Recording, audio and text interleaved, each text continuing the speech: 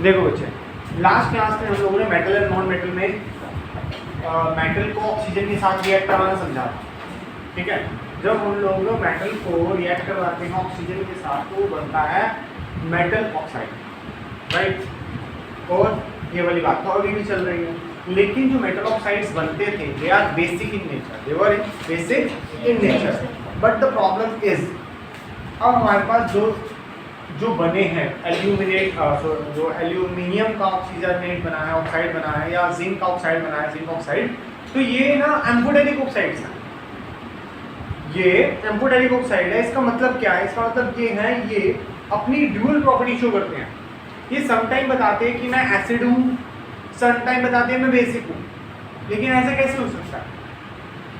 They are just similar to amphibians. Amphibians पता है कौन होते हैं? Yes. जो लैंड पे भी रह सकते हैं, पानी में भी रह सकते हैं। तेरे को अगर मैं पानी में छोड़ दूँ, ठीक है, और गलती से मैंने सांस ले ली पानी में, तो सांस के अलावा क्या जाएगा पानी में?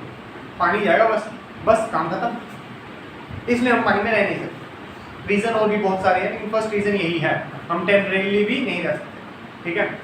लेकिन एम्फीबियंस वो होते हैं जो ऊपर भी रहते हैं, नीचे भी रहते हैं, उनके पास ड्यूअल प्रॉपर्टी होती है, they are similar to it. उनके पास भी ड्यूअल प्रॉपर्टी ऑक्साइड की, व्हिच इज एम्फोटेरिक ऑक्साइड। और इसका मतलब क्या होता है?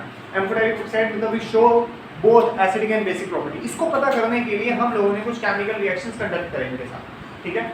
एक बार मैंने एल्यूमिनियम को एसिड के साथ रिएक्ट करवाया, तो क्या हुआ? सॉल्ट और पानी बना। एक बार मैंने एल्यूमिनियम ऑक्साइड को बेस के साथ रिएक्ट करवाया, तब भी सॉल्ट और पानी बना। ये न्यूट्रलाइजेशन रिएक्शन था from the chapter of acid base and salt. ये क्या कहता था चैप्टर को? Pen down.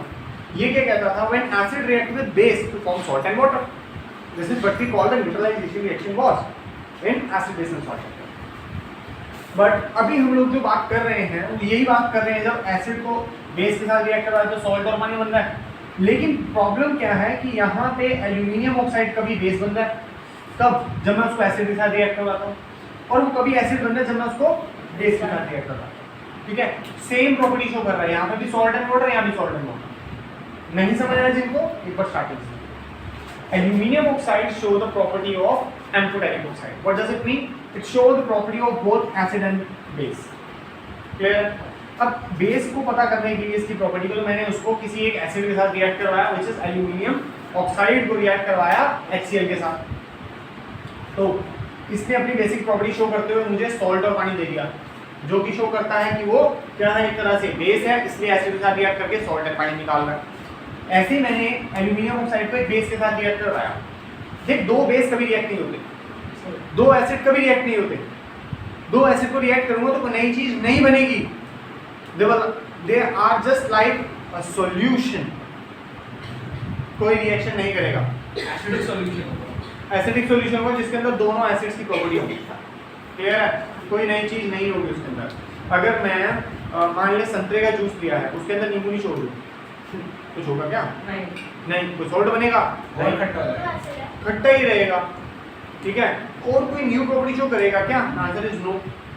क्लियर है? अनार है, सेब है, और मेरे पास पाइनएप्पल है, मेरे पास नींबू है, मेरे पास ऑरेंज है, इन सबका मिक्स करके जूस निकाल ले, मिक्स जूस बनेगा। कोई नई चीज़ तो नहीं बनेगी, सॉल्ट तो नहीं बनेगा, पानी तो नहीं निकल जाएगा। नहीं, दो एसिड रिएक्ट नहीं होते, दो बेस भी रिएक्ट नहीं होते। क्लियर है ना?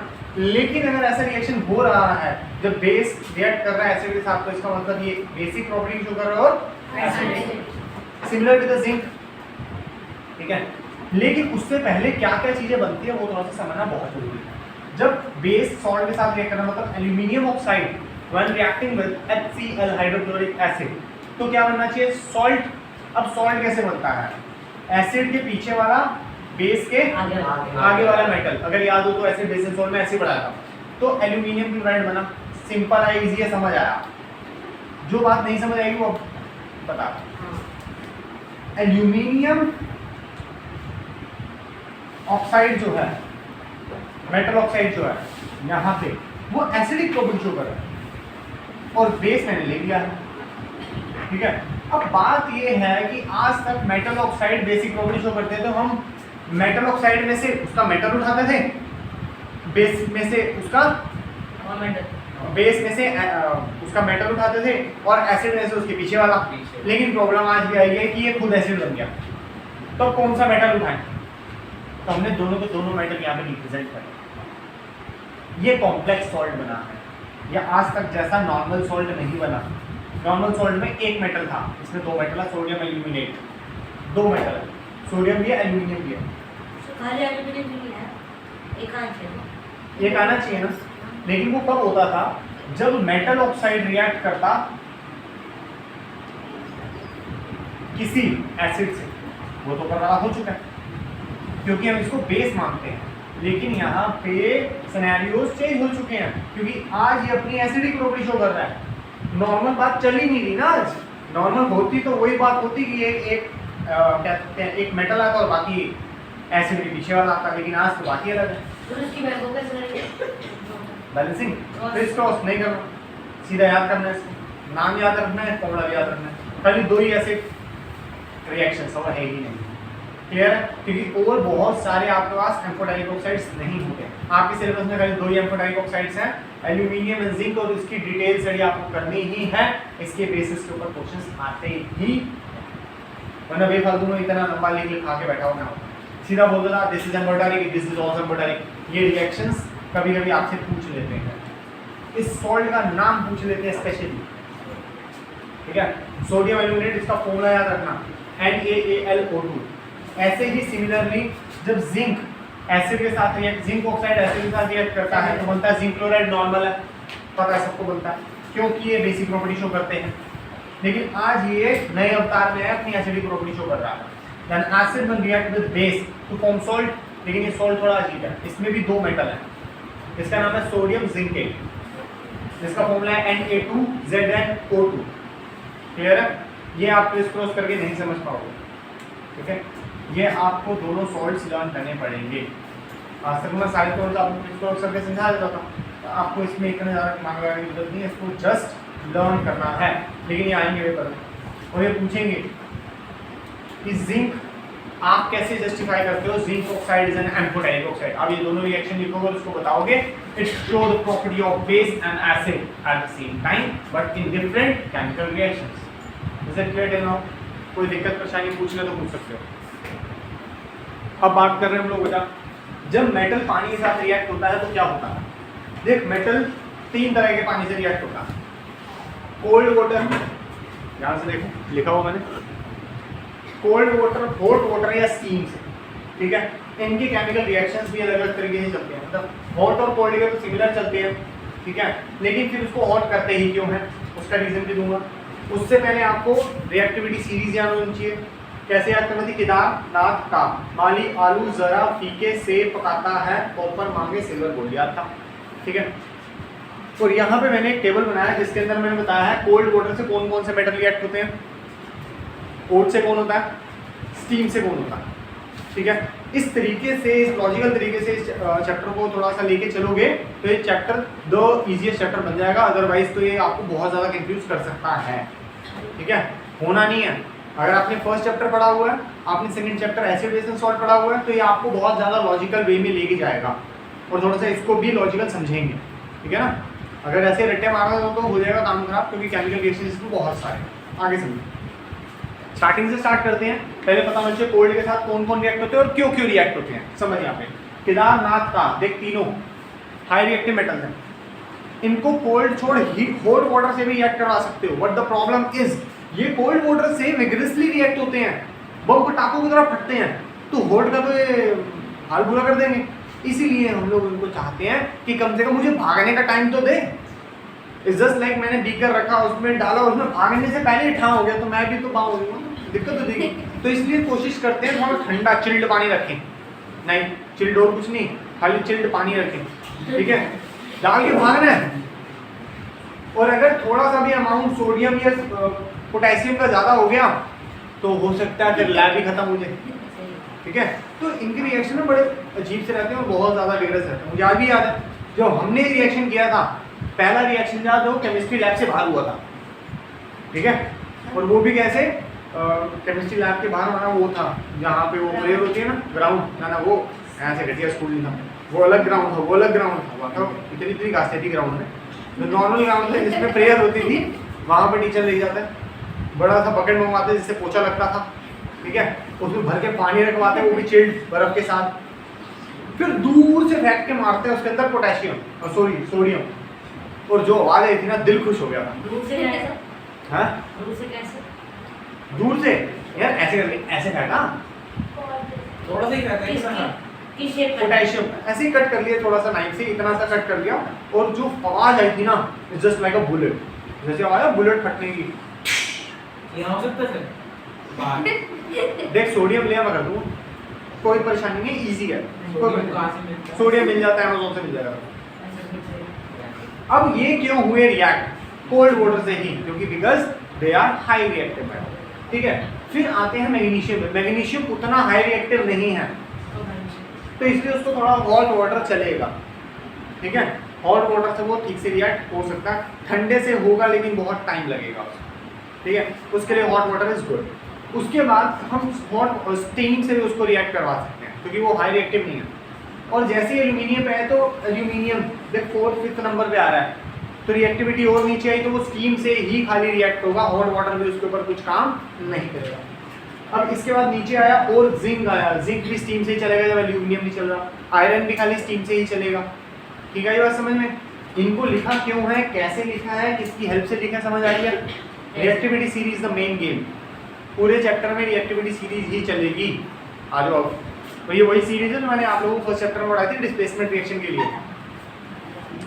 अब बात करते हैं यहाँ पे, जब मेटल वाटर चाहे कोल्ड चाहे हॉट के साथ रिएक्ट करता है तब बनता है मेटल हाइड्रोक्साइड, साथ में पानी, एयर है, पानी का बनता है hydrogen. Sorry hydrogen gas.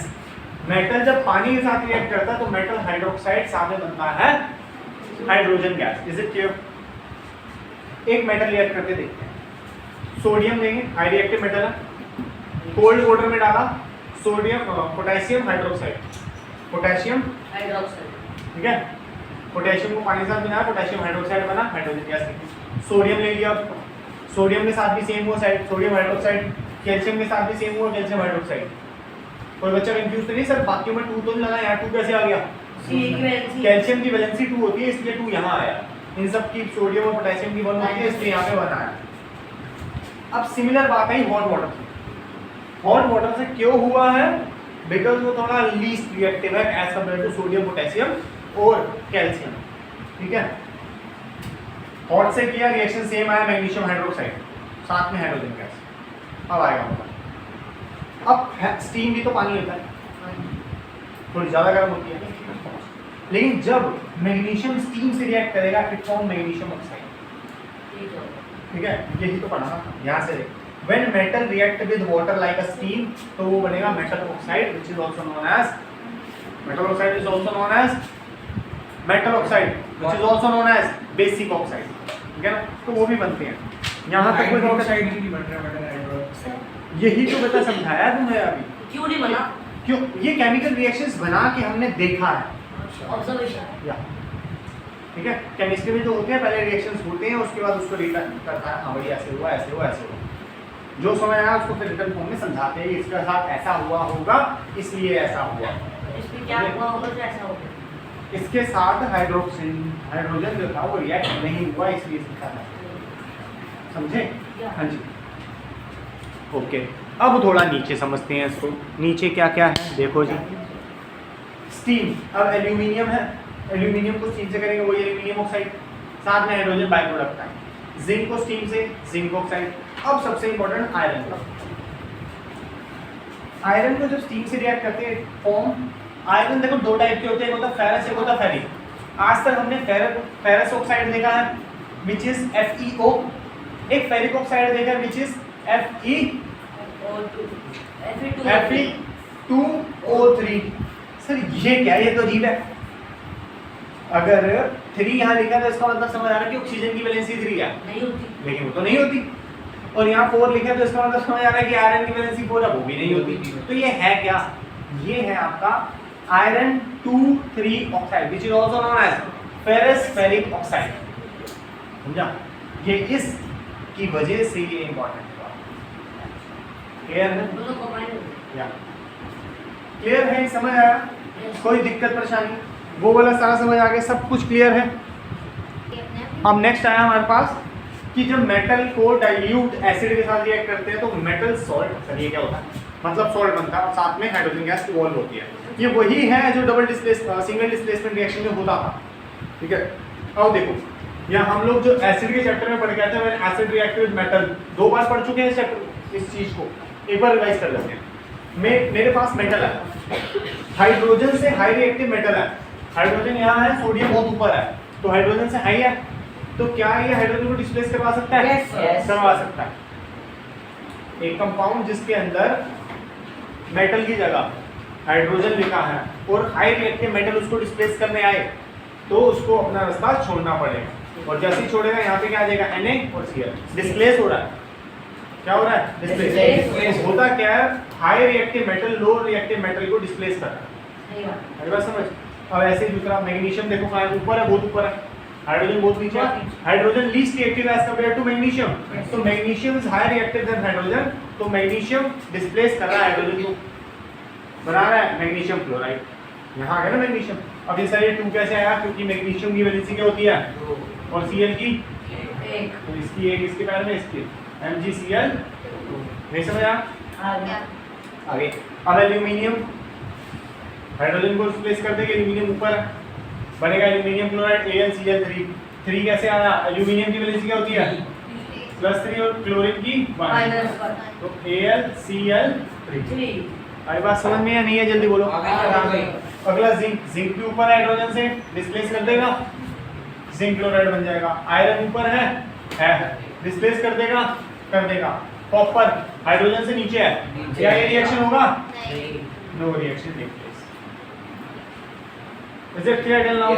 Last